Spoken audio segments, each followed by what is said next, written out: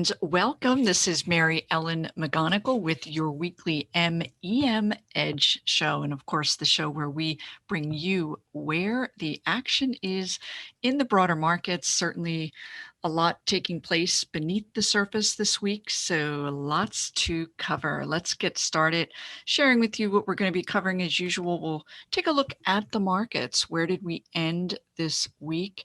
And where the strength or weakness is now beginning to emerge given the activity last week. Also, buying the pullback. I'm going to share with you some examples with the broader markets appearing to be in a mode of wanting to pull back. We'll go ahead and take a look at some historical examples to share with you what to be on the lookout for, whether the stock is just pulling back or poised to trade lower. And then also turnarounds and breakouts. We are seeing some positive activity in the broader markets. It's not all bad news. So we'll take a look at some of those names as we move on. And so also we are going to be taking a look at what I'm calling big movers in an otherwise down market. Now, these are going to be fairly volatile names. They are meme stocks moving up and then down on big volume, but definitely worth taking a look at. I'll share with you one of the names that I am favoring in that particular area. So let's go ahead and take a look at some of the more impactful news and headlines this week that really drove sentiment.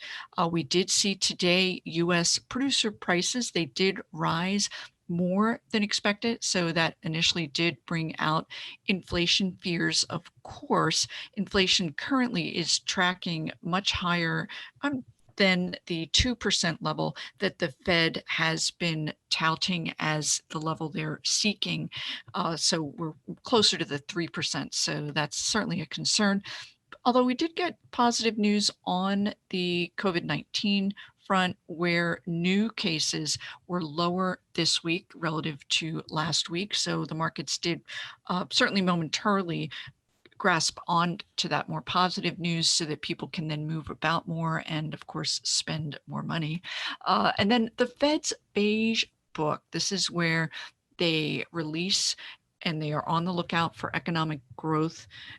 So they did show, this report came out actually earlier in the week, that from July through the end of August, economic growth had slowed. So that was the beginning of the malaise that began earlier in the week. And then, of course, today's producer price index in between. Yesterday, we did get jobless claims. They fell to a new COVID low. So that is certainly viewed constructively if you're looking for clues as to economic strength versus weakness.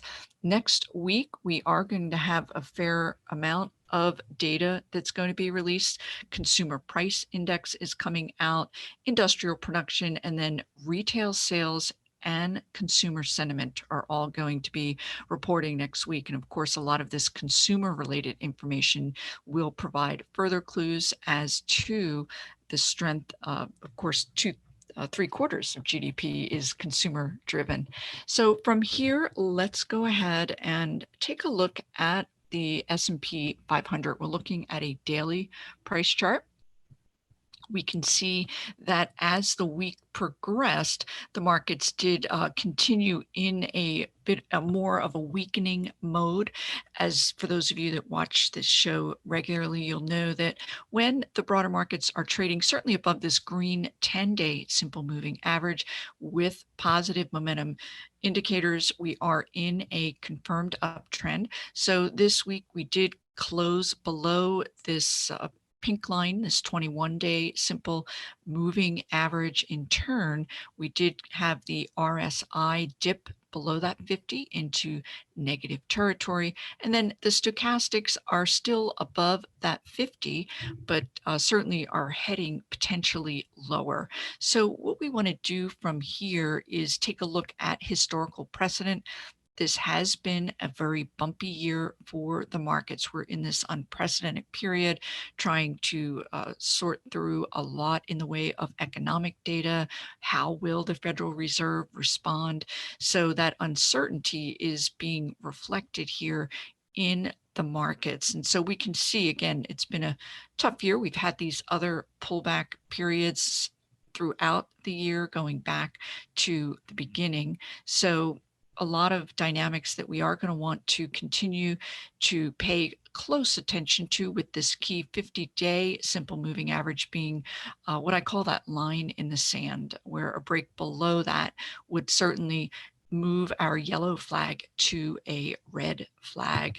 So from here, let's go ahead and drill down further. As we do, we want to see the underlying sectors. We're on the lookout for relative outperformance or strength versus some of those weaker areas. So the 11 sectors here, we're looking at a daily 2-month price chart. I've gone ahead and added this RSI, relative strength indicator, and then I'm going to go ahead and sort it in descending order. And first up, we can see that consumer discretionary is up here in the forefront. We can take a look at the chart because it did earlier in the week hit a new high, and then today pulled back. So while it ended down just a little, it far outpaced the broader markets, S&P down 1.7%. Now, a lot of this is going to be heavyweight Tesla and Amazon. Both stocks ended up slightly for the week, relative outperformance there, and then other pockets of strength within the consumer area. It is very selective, and that really is where we are. I would say it defines the broader markets. If you are putting money to work, you do need to be very, very selective. So let's go ahead and move on and take a look at some of these other areas. Technology was holding up. It was actually close to an hour before the close. It was up it was down less than 1%, although as the day progressed, we saw considerable weakness into the close.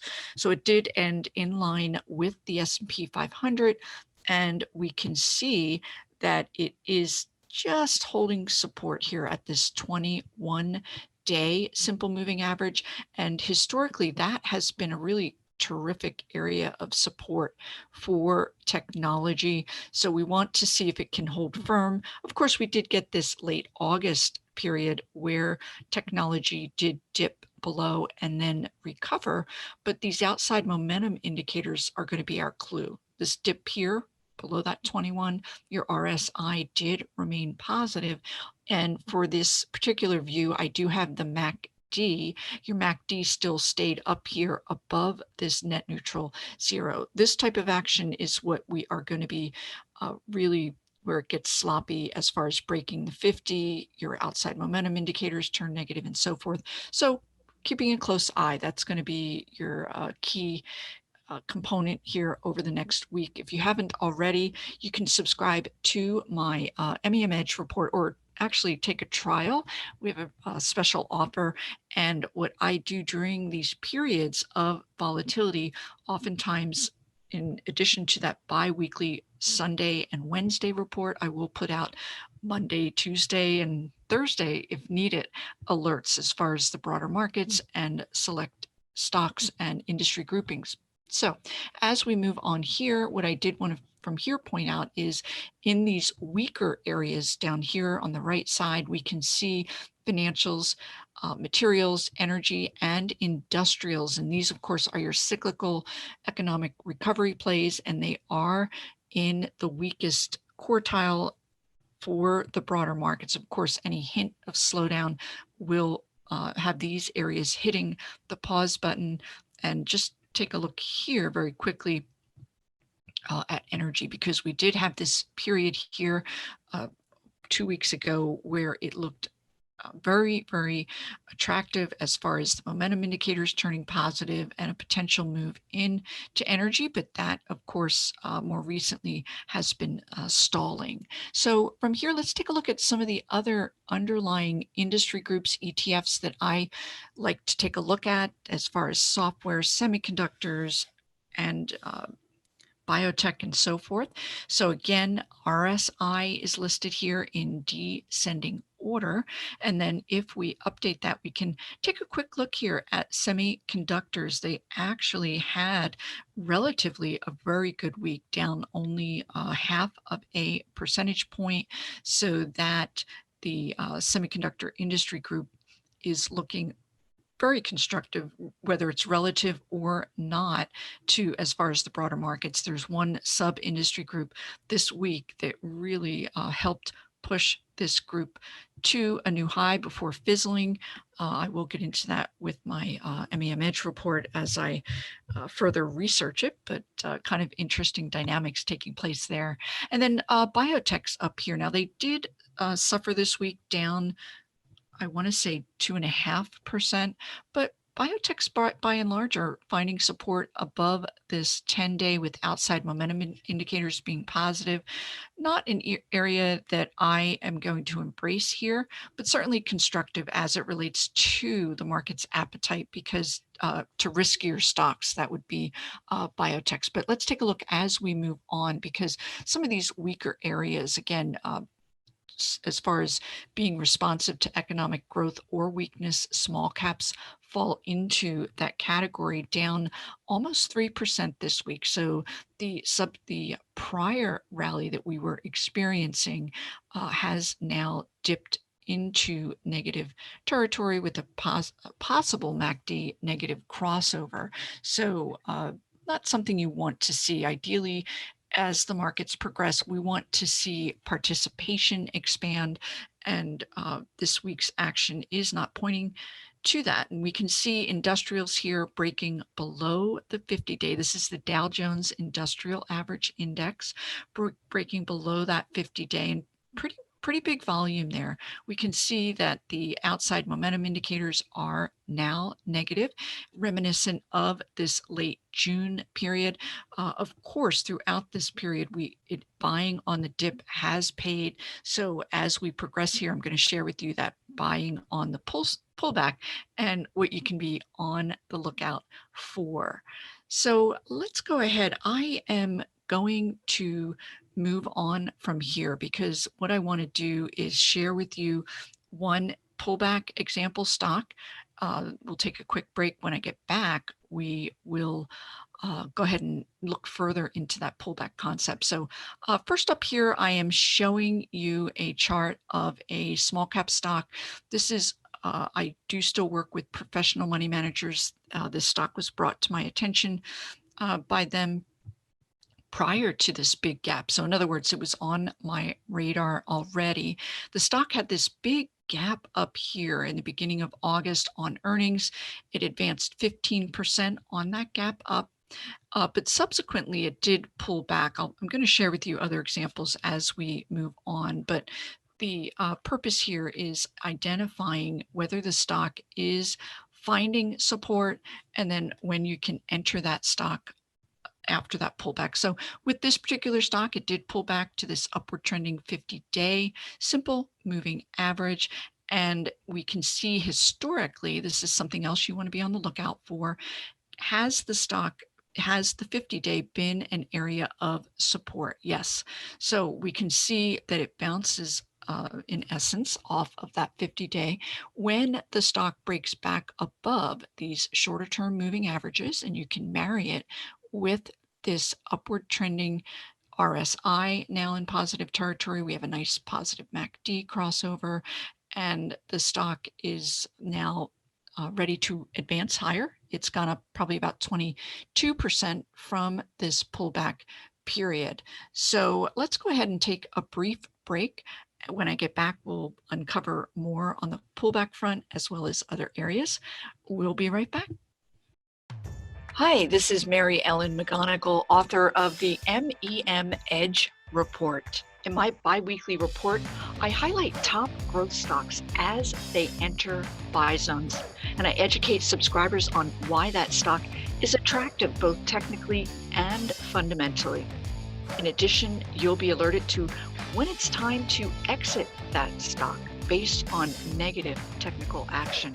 And this bi-weekly report gives you confidence by providing fundamental insights into why an area of the market is strong and which companies within that strong area have the best growth profiles that'll help propel that stock higher.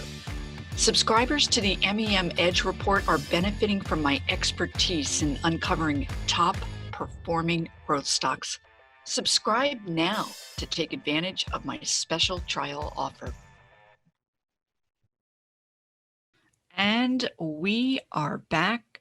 Before I get further into this, I did want to mention that next Wednesday, I will be a guest on investors.com, the IBD podcast. So I invite you to join me. That'll be on Wednesday. If you cannot make it, I did put a link below and you can go ahead and provide your email and we will go ahead and send you a link to the recording.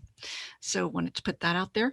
But let's go ahead. We are looking at JYNT again. There's one other subsequent piece of the puzzle that I wanted to share with you before moving on to other stocks. So this is that same stock, JYNT, and we are looking at the 1 hour intraday. Now, I don't use this that often, but I want to show you how powerful it can be in helping you identify when that pullback has conceivably ended. Of course, I'm going to use a daily and an intraday, and in some cases a weekly as well. You want to have those different time frames that provide you a really robust view of the stock. So here we are with the 1 hour price chart taking us back to that pullback.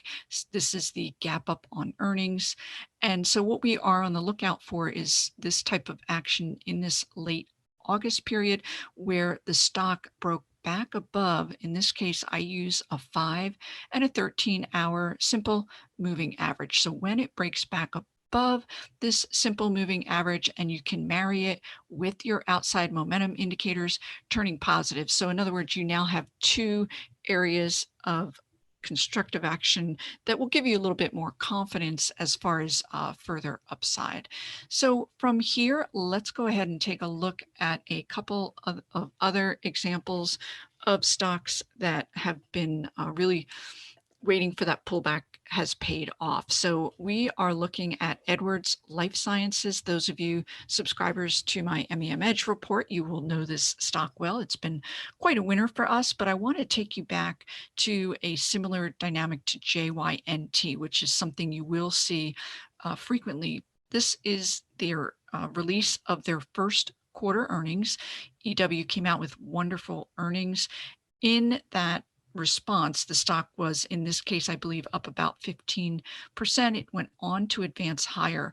When you're seeing these big moves in earnings, and you also see a base breakout following the move on positive earnings, very, very constructive. But in this case, EW did pull back. So at this time, with the MEM Edge report, we had it on our watch list. I advised that we were on the lookout for a pullback and a downtrend reversal as an entry point. So we can see if you are we can see with EW, it did find support at this 50-day simple moving average. It's not until it breaks above these shorter term moving averages that it's going to be of interest. It does coincide with a positive RSI and a positive MACD. We did get a little bit of a pullback, but it was fine. Your shorter term moving averages were in an uptrend. So this presented itself as another entry point.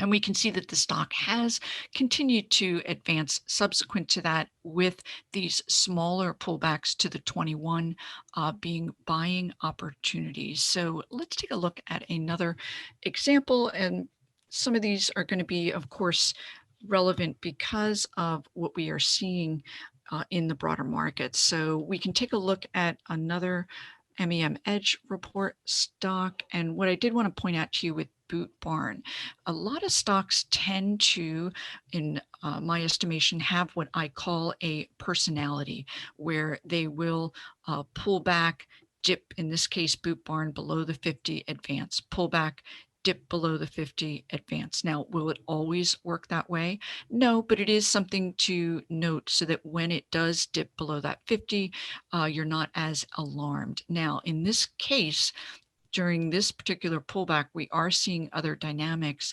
that are saying this might last a little bit longer here, but the buy point is when it begins to advance away. So from here, let's go ahead and take a look. And this is going to be for investors that are more active in your trading style. Not everyone is going to want to sit in front of their screen and look for this kind of dynamic, but it can pay if you are inclined. So here we are with that pullback in late August and your buy point on that 1 hour chart as it breaks back above, and then your outside momentum indicators are confirming. So at this juncture, the stock did go from 83 to 90, so a nice 9+% gain there. And so this week we were on the lookout. It was looking quite constructive, but this is what you are going to see a lot of stocks into the close today. So a lot of potential downtrend reversals, breakouts, a lot of fizzling going on. So we're going to keep an eye on this because we weren't quite there yet with your outside momentum indicators. So that is certainly one example on a pullback. And I believe I do have one other name that we can actually, what I want to show you is some of, let's take a look at XLRE, and that is the REIT and real estate area. And I'm pointing this out because it really has been a super relative outperformer here, certainly year to date, and then over the last 2 into 3 month period. But we did and are seeing a very significant pullback here this week, and it would certainly be anticipated given the advance that it did have. A couple of dynamics here, however, we can see that when XLRE hit a new high, we did not get confirmation as far as this MACD also at a new high. But that being said, I am going to share a couple of REIT stocks on the pullback that could be interesting simply because they do have very strong fundamentals. They are still in place, but this pullback could be a buying opportunity. First up here is American Tower Corp, AMT. And what I am focused here again is I want to look historically. Stock pulls back to the 21, advances. In this case, early August pulls back to the 50 and advances higher. This week, we got a pullback to that 21-day simple moving average, and buyers came in on the dip. And you can tell that because it closed in the upper portion of its trading range on the day. So this certainly could be an interesting candidate. From here, we can just drill down, take a look at that intraday and see if we can get further clues as to the potential pullback reversal. And we are not quite there yet. This is that late August pullback where it then advanced. Another REIT stock that we can keep an eye on here. This is Welltower. It is senior housing related, and we can see that it had a very significant May into July advance, and it has pulled back, found support at this 50-day simple moving average. And this week, and again, kind of fizzling into the end of the week. So for me, with WELL, I will want to see it break back above this 89, back above that prior high, to ensure a further upside advance. The stock does yield a nice 2.8%, so we'll be keeping an eye on that one. PSA, we've seen a lot of constructive action in these storage stocks, PSA being among them, 2.5% yielder. This company has very strong as far as earnings. It's actually not earnings for these REITs. It's oh my goodness, I will have to think about the metric, but we can see that it did pull back here to its 21-day simple moving average, had similar action here in late August, was able to recover. So keeping this one on our list because it, again, fundamentally is really quite sound. One last name in this REIT space that we can take a look at is Sun Communities. This is another senior related housing REIT. and it had a very significant advance here, gave back. It is giving back last week's gain, but we want to see, can it hold support here at this 21? It's just dipping ever so slightly below it as far as being able to play the pullback, if you will. We can use this late June period as precedent, and we can see in that late June into July, you had that nice MACD positive crossover in line with positive RSI that was quite constructive. So we are not there just yet. So perhaps keep this and those other stocks on your radar. Let's take a look. I mentioned that we would also be reviewing companies that have broken out, are close to breaking out, because it's not all dreary out there. So let's go ahead and take a look at Floor and Decor, FND.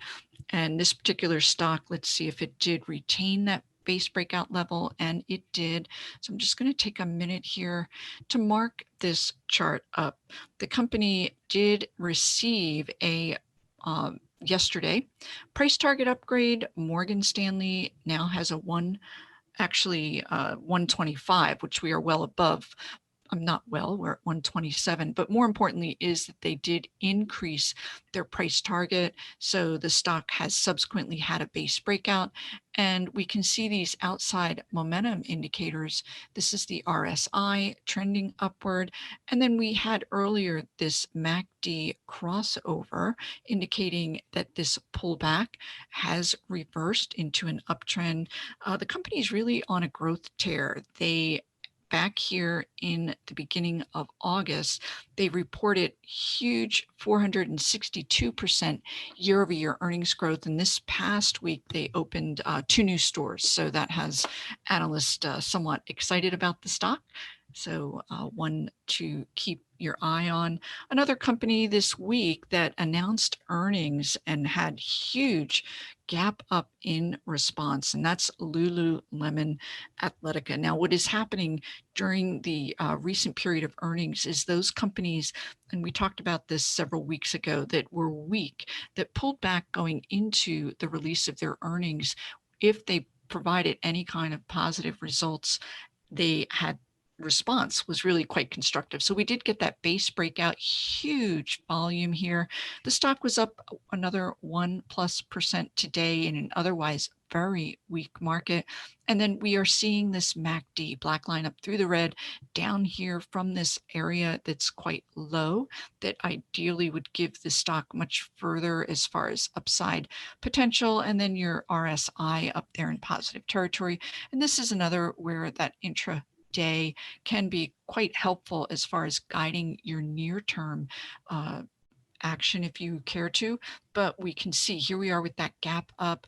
It did subsequently pull in here, but still remaining above these simple moving averages. So definitely one to keep your eye on. I also mentioned that I think I have a little bit of time left here because I did want to share with you some potential downtrend reversals. Let's take a look at Home Depot. This home improvement, I talked about Floor and Decor. It is one of the few areas that is seeing something in the way of vibrancy. So here we are with Home Depot. The company came out with earnings and it really didn't respond particularly well. This is an example of a stock that was priced for perfection, came out with good numbers, and pulled back. So again, that pullback concept as far as potentially trading around or finding support above that 50-day, which is quite a different look from this May when it very decisively broke below that 50-day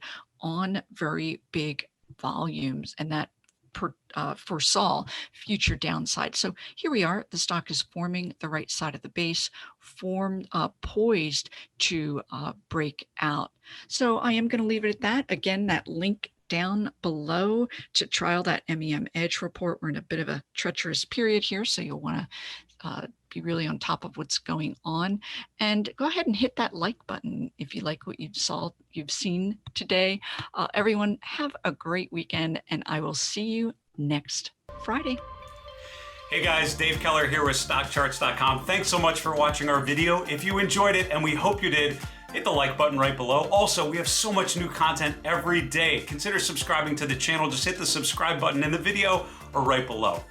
Thanks for watching. Stay safe. Have a fantastic day.